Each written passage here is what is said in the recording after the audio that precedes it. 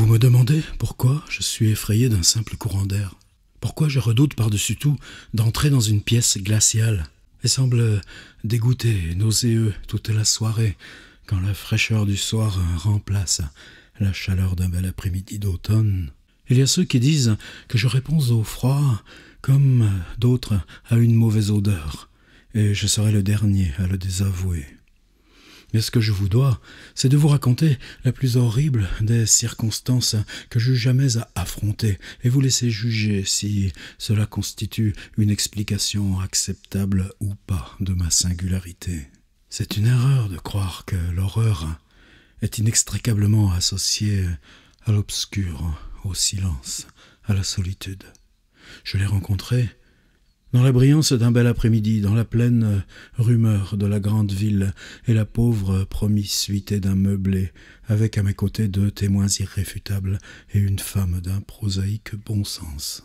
Ce printemps 1923, j'avais obtenu d'un magazine de la ville de New York quelques piges médiocres et ennuyeuses. Et incapable de subvenir au moindre loyer, j'errais d'une pension à bas prix à une autre, essayant de trouver une chambre qui ait au moins la décence d'être propre, un mobilier qui ne soit pas en miettes et un prix adapté à mes moyens. Il m'a paru vite que je n'avais le choix qu'entre un mal et un autre, mais après quelque temps je trouvai 14e rue Ouest, une pension qui me dégoûtait un peu moins que les autres où j'étais passé. Il s'agissait d'une maison de pierre ocre, de 3 étages, qui devait dater des années 1840, et dont la façade de marbre et de bois, d'une splendeur quelque peu maculée, plaidait pour qu'elle descende d'une opulence à meilleur niveau de goût. Les chambres étaient grandes et hautes de plafond, décorées d'un papier peint impossible et ridiculement ornées de corniches de stuc qui maintenaient un déprimant sentiment de moisi et d'obscurs relents de cuisine. Mais les planchers étaient propres, le linge à peu près convenable, et l'eau chaude pas trop souvent tiède ou carrément absente. Et j'en vins à la considérer comme le lieu le plus adapté où hiberner jusqu'à ce que je puisse recommencer à vivre. La propriétaire, plutôt souillon, une Espagnole légèrement barbue du nom de Herrero, ne venait pas me bassiner de critiques à propos de l'ampoule électrique allumée bien trop tard dans ma chambre du 3e étage. Et mes colocataires étaient aussi impassibles et non communicatifs qu'on pouvait le souhaiter, puisque principalement des Espagnols, juste au-dessus du niveau le plus rudimentaire et le plus grossier. Il n'y avait que le vacarme des voitures dans la rue et au carrefour à provoquer la principale nuisance. J'étais là depuis 3 mois, quand survint le premier incident bizarre.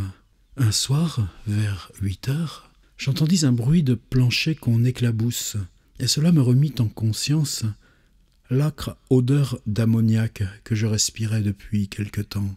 Regardant en l'air, je vis que le plafond était mouillé et s'égouttait. La fuite venait apparemment du coin, côté de la rue. Inquiet de remonter de la chose à sa source, je dégringolais à l'entresol prévenir la propriétaire, et elle m'assura que tout cela serait très vite remis en ordre. « Le docteur Munoz !» s'écria-t-elle tout en grimpant les escaliers devant moi. « Il s'est remis à sa chimie. Il est trop malade pour se saigner lui-même, et malade de pli en pli. Mais il n'a personne pour l'aider, personne. Et il est vrai bizarre dans ses maladies. Toute journée prendre bain, drôle d'odeur, ça peut pas le réchauffer ou le remettre. Il fait ses ménages tout seul. Ses petites chambres, elle est pleine de bouteilles et machines. Il travaille pas comme docteur. Mais lui, grand savant. Mon père dans Barcelone avait entendu parler de lui, et maintenant seulement il guérit les plombiers qui avaient blessé lui soudain. Et il peut sortir. Juste sur les toits. Et mon fils Esteban lui monte à manger, lui prend de linge, apporter les médicaments et la chimie. Madre de Dieu, les sels d'ammoniac que le monsieur se sert quand lui allait mal. Madame Herrero disparut dans l'escalier du 3e étage. Je revins à ma chambre. La fuite d'ammoniac avait cessé. Je nettoyai ce qui avait coulé et ouvris la fenêtre pour aérer, tandis que j'entendais le lourd pas de la propriétaire au-dessus de moi. De ce docteur Munoz, je n'avais jamais entendu parler, Il vivait sans bruit, discrètement, à part de temps en temps les bruits d'une machine à essence. Je me demandais un moment quelle étrange affection avait pu le frapper et si son refus obstiné de la vie extérieure n'était pas le résultat d'une pure excentricité non fondée. C'était peut-être banalement, pensais-je, la marque extérieure du pathos qui avait saisi une imminente personne tombée dans un tel état social. Et je n'aurais peut-être jamais connu le docteur Munoz sans cet incident cardiaque qui me frappa à l'improviste une fin de matinée, alors que j'écrivais dans ma chambre. Les médecins m'avaient prévenu du danger de ces attaques, et je savais qu'il n'y avait pas de temps à perdre. Me souvenant de ce que la propriétaire avait raconté à propos de l'invalide soignant l'ouvrier blessé, je me traînais à l'étage au-dessus et frappais faiblement à la porte au-dessus de la mienne. À mon appel, il fut répondu en anglais correct, par une voix curieuse, comme à distance sur la droite, demandant mon nom et ma profession. Et ces choses étant dites, on m'ouvrit la porte juste à côté de celle où j'avais frappé. Un courant d'air glacial m'accueillit. Et comme ce jour était un des plus chauds de la fin juin, je frissonnais quand je franchis le seuil pour entrer dans un grand appartement dont la décoration riche et de bon goût me surprit en haut de cet antre miteux de saleté. Un lit confortable que, dans la journée, on repliait en sofa, du mobilier d'ébène, des tapisseries somptueuses de vieilles peintures, et des étagères patinées pour accueillir les livres dont il convient à un gentleman de disposer pour l'étude, plutôt qu'un impersonnel meublé en location. Je remarquai que la pièce donnant sur le couloir, située juste au-dessus de la mienne, la petite chambre dont avait parlé Madame Herrero, était principalement le laboratoire du docteur, et que son quartier d'habitation principal, c'était cette vaste pièce attenante, agrémentée d'alcôves et d'une grande salle de bain contiguë qui lui permettait d'abriter du regard ses affaires et placard ou toute commodité utilitaire. Le docteur Munoz était d'évidence un homme de haute naissance, de goût, de culture, avec discrimination.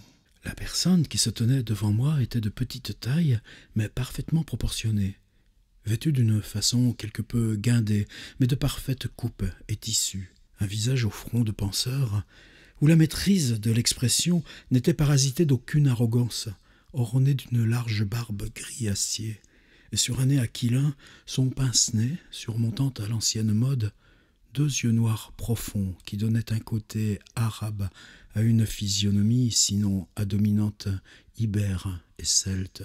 Des cheveux épais et bien peignés qui prouvaient le recours ponctuel à un coiffeur qu'une raie organisait de part et d'autre du front.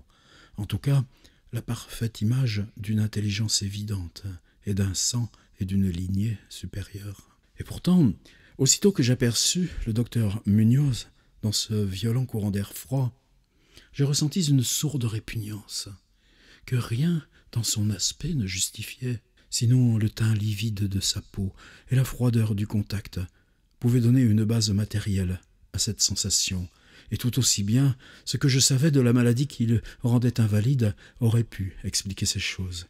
C'est peut-être aussi ce froid singulier et soudain qui m'affectait. Une telle fraîcheur était anormale un jour si chaud.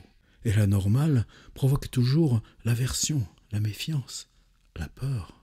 Mais la répugnance se convertit rapidement en admiration, une fois que l'immense talent de l'étrange docteur me devint manifeste, en dépit de la froideur de glace et de la faiblesse de ses mains, qui semblaient dépourvues de sang. D'évidence, il comprit ma situation d'un regard, et s'en empara avec l'art d'un maître. Il me rassura à l'instant, d'une voix finement modulée, mais étrangement caverneuse et sans timbre, m'expliquant qu'il était le plus résolu et acharné des ennemis de la mort, et avait engouffré sa fortune et perdu tous ses amis dans une bizarre expérience consacrée à l'extirper et à la confondre. On aurait dit qu'il portait en lui quelque chose d'un fanatisme résiduel, et il continua de façon presque volubile, tandis qu'il m'auscultait la poitrine, puis préparait la potion convenable avec les médicaments rapportés de la petite pièce laboratoire. D'évidence, la société d'un homme bien né lui était une rare nouveauté dans ce contexte miteux, et plus il parlait, plus la mémoire des jours meilleurs s'emparait de lui. Sa voix, même si étrange, était au moins apaisante, et je ne pouvais même pas déceler sa respiration, tandis que ses phrases roulaient avec fluidité et bienveillance. Il tenta de m'écarter de mes soucis en me parlant de ses théories et de ses expériences, et je me souviens de comment il me consola avec tact de la faiblesse de mon cœur en insistant sur le fait que la volonté et la conscience sont plus fortes que la vie organique en elle-même, de telle façon qu'étant donné un corps humain originellement en bonne santé et bien préservé, la science peut aider à renforcer ses particularités et maintenir son activité nerveuse malgré les plus sérieux affaiblissements, défauts ou même arrêts dans l'ensemble de ses organes spécifiques. Il pourrait même, dit-il, comme en plaisantant, m'apprendre à moi comment vivre, ou au moins disposer d'une sorte d'existence consciente sans le service de mon cœur. Pour ce qui le concernait, il souffrait des complications d'une maladie qui lui imposait un régime incluant la stricte obligation de ce froid constant. Toute élévation significative de la température, si elle se prolongeait, pouvait l'affecter fatalement, et la réfrigération de son appartement, entre 12 et 13 degrés Celsius, il la maintenait par un système d'absorption à refroidissement par ammoniac, dont j'avais si souvent entendu la pompe entraînée par un moteur à essence depuis ma chambre à l'étage du dessous. Soulagé de ma crise dans un délai d'une merveilleuse brièveté, quand je quittais le lieu hivernal, j'étais devenu un disciple dévot du génial reclus.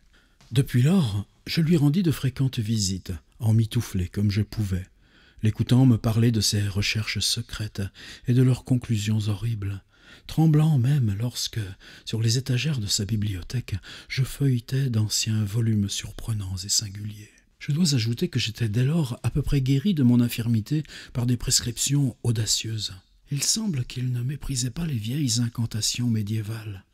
Il était même possible qu'il accorde foi à ces formules cryptiques, recelant selon lui des stimuli psychologiques rares, qu'on pouvait imaginer avoir des effets considérables sur la substance du système nerveux, comme sur les pulsations organiques qu'elle contrôlait. Et je fus ému des récits concernant le vieux docteur Torres de Valence, qui avait partagé son art avec lui il y a 18 ans, lorsque la présente maladie s'était emparée de son être. Mais à peine le vénérable praticien avait-il sauvé son collègue qu'il succombait lui-même au sinistre ennemi qu'il avait combattu. Peut-être la tension avait-elle été trop grande, puisque le docteur Munoz me le laissa clairement supposer, même sans entrer dans le détail, les méthodes de guérison employées avaient été des plus extraordinaires, incluant des procédés et des étapes que les médecins plus conservateurs n'auraient pas approuvées. À mesure que s'enchaînaient les semaines, j'observais avec regret que mon nouvel ami, d'évidence, perdait lentement mais inévitablement de son assise physique, comme Madame Herrero l'avait laissé entendre. L'aspect livide de son apparence s'intensifiait. Ses mouvements musculaires ne se coordonnaient plus parfaitement, et à son esprit et sa volonté il fallait plus de récupération pour la moindre initiative. Aucun de ces tristes changements ne lui était imperceptible, et sa conversation comme son expression prirent peu à peu un air d'épouvantable ironie qui ressuscita en moi quelque chose de cette indicible répulsion que j'avais d'abord éprouvée. Il lui vint d'étranges caprices, se prenant d'une prédilection pour les épices exotiques et les encens d'Égypte, de telle façon que sa chambre sentait comme la crypte d'un pharaon de la vallée des rois. Dans le même temps, sa demande d'air glacial s'accrut, et je l'aidai à amplifier la condensation ammoniacale, augmenter la charge de la pompe et la pression de la machine à réfrigérer pour qu'il puisse laisser la température jusqu'à être entre 2 et 4 degrés, puis finalement descendre sous 0. La salle de bain et le laboratoire étant bien sûr moins refroidis pour éviter le gel de la plomberie et ne pas léser les processus chimiques. Le locataire, qui jouxtait son appartement, se plaignant de l'air gelé par la porte mitoyenne, je l'aidai à suspendre de lourdes tentures pour y remédier. Une sorte d'horreur grandissante, outrée et morbide semblait s'emparer de lui. Il parlait sans cesse de la mort, mais se mettait à rire en damné quand on s'enquérait timidement de ses souhaits et instructions funéraires. Tout cela considéré, il devint un compagnon déconcertant, voire terrifiant. Mais dans ma reconnaissance pour ma guérison, je ne pouvais l'abandonner aux étrangers qui l'entouraient, et j'avais pris en charge l'entretien de sa chambre, veillant chaque jour à ses soins, engoncé dans un lourd par-dessus dont je m'étais muni spécialement pour cela. Je m'acquittais aussi de l'essentiel de ses achats et me justifiais évasivement de la destination des produits chimiques qu'il commandait aux drogueries et laboratoires de la ville. Une panique palpable, grandissante, inexpliquée, semblait envahir son appartement. La maison tout entière, comme je l'ai dit, sentait-elle renfermée, mais en dépit de toutes les épices et encens et l'âcre chimie des bains qu'il prenait maintenant sans cesse, insistant pour que ce soit seul et sans aide, l'odeur de sa chambre était bien pire. Je me doutais que ce devait être en rapport avec son affection et frissonnais quand je pensais à ce que pouvait être cette affection. Madame Herrero se signait quand elle le voyait et me l'abandonna sans réserve, n'acceptant même plus que son fils Esteban continue à faire ses commissions. Quand je lui suggérais de consulter d'autres médecins, le malade se mit dans une rage comme on ne l'en aurait cru capable. Il craignait évidemment l'effet physique des émotions violentes, même si sa volonté et ses forces physiques fondaient plutôt qu'elles ne diminuaient, et il refusait de rester alité. La fatigue des premiers jours de maladie laissa place au retour d'une fière résistance, comme s'il voulait hurler sa défiance aux démons de la mort, même quand son plus vieil ennemi l'embrassait. Il abandonna pratiquement toute idée de s'alimenter, que je n'avais jamais connue chez lui que comme formalité, et seule sa puissance mentale semblait le préserver de l'effondrement total. Il prit l'habitude d'écrire de longs documents qu'il cachetait avec soin et accompagnait d'instructions pour que je les transmette après sa mort à certaines personnes qu'il me désigna. Pour la plupart, des lettrés de la côte est de l'Inde, mais parmi eux un médecin français autrefois réputé, que généralement on pensait mort, et à propos duquel on avait émis les légendes les plus invraisemblables. Et ce qui se passa fut que je brûlais tous ces papiers, sans les envoyer ni les ouvrir. Son aspect et sa voix devenaient plus effrayants chaque jour, sa présence presque insupportable. Un jour de septembre, un électricien qui était venu réparer sa lampe de bureau l'aperçut sans être prévenu, et le résultat en fut une crise d'épilepsie. Et le fait est qu'il la soigna à la perfection, tout en restant lui-même hors de vue. L'homme, pourtant, avait traversé toute l'infamie de la Grande Guerre, sans jamais avoir encouru la moindre peur. Enfin, au milieu d'octobre, l'horreur de l'horreur survint avec une soudaineté stupéfiante. Un soir vers 11 heures, la pompe de la machine réfrigérante se grippa, de sorte qu'en moins de 3 heures, la condensation ammoniacale deviendrait impossible. Le docteur Munoz me prévint par des coups sur le plancher, et je travaillais désespérément à réparer la panne, tandis que mon hôte proférait des malédictions dans un ton si loin de la vie et d'une hypocrisie si manifeste que cela surpassait la description. Mes efforts d'amateur, cependant, se révélèrent vains. Et quand j'eus apporté la pièce mécanique à un garage du voisinage qui avait un service de nuit, nous apprîmes que rien ne pouvait être fait avant le matin et qu'on puisse se procurer un piston neuf. La colère et la peur de l'ermite moribond s'accrurent dans des proportions gigantesques, grotesques, avec pour effet de briser ce qui lui restait de force physique. Un spasme lui fit porter les mains à son visage et se précipiter dans la salle de bain. Il en ressortit à tâtons, le visage dans un bandage serré, et je n'ai jamais plus revu ses yeux. La froideur de la chambre avait sensiblement diminué, et vers 5 heures, le docteur repartit dans la salle de bain, me suppliant de lui commander toute la glace que je pourrais obtenir dans les drugstores et les cafés. Et quand je revenais de mes allers-retours parfois décourageants et laissais mon butin devant sa porte close, j'entendais un bruit d'éclaboussures sans repos et une voix rauque croassait le même ordre. « D'autres, d'autres !» Enfin survint une chaude journée, et les boutiques ouvraient une par une. Je demandais à Esteban de me relayer pour le fournir en glace, tandis que je partais en quête du piston pour la pompe, ou d'aller se procurer le piston pendant que je me chargeais de la glace. Mais soumis aux instructions de sa mère, il refusa absolument. Finalement, je requis un tir au flanc miteux que je trouvais au coin de la 8e avenue pour fournir le malade en glace, acheté dans une petite boutique où je le présentais au marchand et m'engageais dans la tâche de trouver un piston pour sa pompe et d'un ouvrier compétent pour l'installer. Et cela semblait interminable. Et j'enrageais autant que l'ermite quand je vis les heures s'accumuler à mesure que je les perdais sans respirer ni manger en 20 coups de téléphone et une quête erratique de boutique en boutique via le métro ou en bas. Vers midi, je trouvais un fournisseur qualifié, loin du centre-ville, et vers 13h30 à peu près, j'étais de retour à la maison avec le matériel nécessaire, plus 2 mécaniciens intelligents, énergiques. J'avais fait tout ce que je pouvais. Et j'espérais qu'il fût encore temps. La noire terreur, cependant, m'avait précédé. La maison était bouleversée, et dans le désordre des voix apeurées, j'entendis la profonde basse d'un homme priant.